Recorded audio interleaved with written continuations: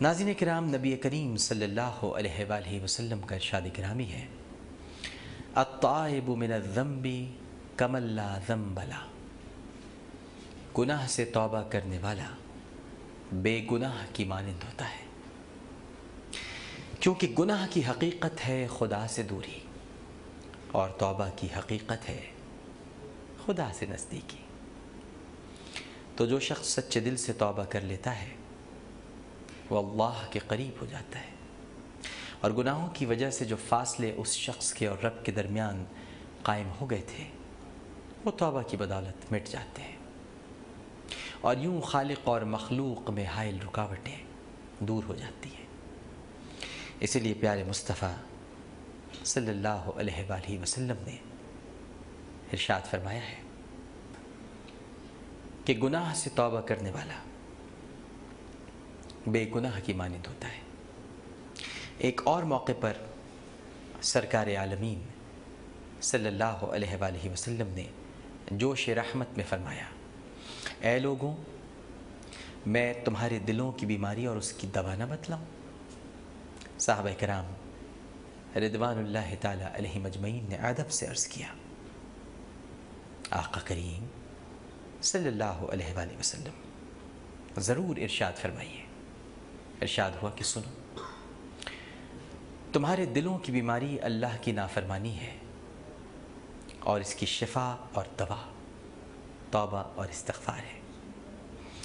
حدیث شریف میں تو یہاں تک لکھا ہے کہ جو شخص شرمندگی کے ساتھ 3 مرتبہ اللہم اغفر لی، اللہم اغفر لی، اللہم اغفر لی، یعنی اے اللہ مجھے بخش دے، مجھے بخش دے، مجھے بخش دے، یہ کہہ دیتا ہے تو اسے چوتھی بار کہنے کی نوبت نہیں آتی کہ رحمت خداوندی سے فیصلہ ہوتا ہے کہ ہم نے اپنے لوٹ آنے والے بندے کی مغفرت کر دی۔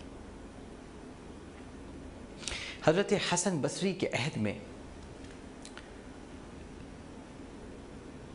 عتبہ الغلام نامی ایک شخص تھا جس کے ظلم و ستم کی داستانیں مشہور تھی۔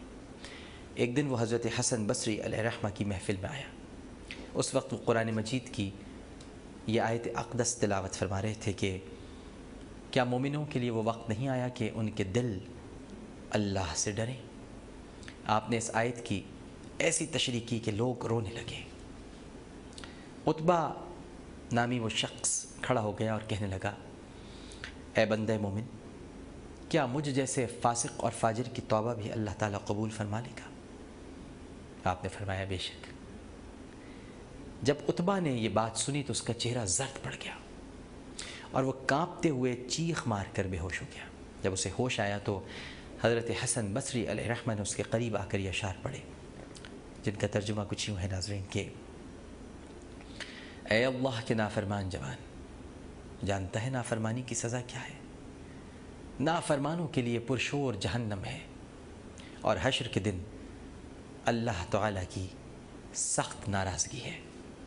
اگر تو نار جہنم پر راضی ہے تو بے شک گناہ کرتا رہے، پردہ گناہوں سے رک جا، تو نے اپنے گناہوں کے بدلے اپنی جان کو رہن رکھ دیا ہے، اس کو چھڑانے کی کوشش کر۔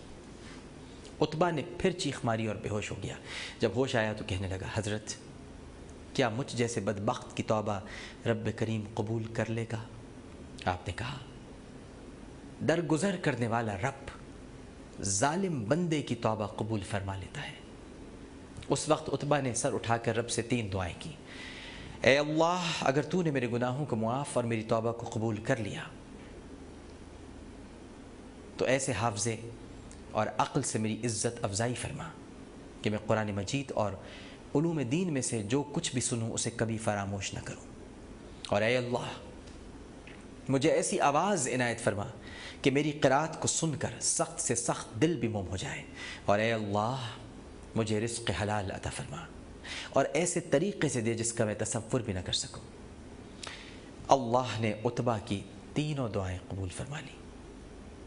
اس کا حافظہ اور فہم و فراست حیرت انگیز طور پر بڑھ گیا، اور آواز میں ایسی رقت پیدا ہو گئی کہ جب وہ قرآن مجید کی تلاوت کرتا تو ہر سننے والا گناہوں سے تائب ہو جاتا، اور اس کے گھر میں ہر روز ایک پیالہ شوربے کا اور 2 روٹیاں رزق حلال سے پہنچ جاتی ہیں اور کسی کو معلوم نہیں تھا کہ یہ کون رکھ جاتا ہے۔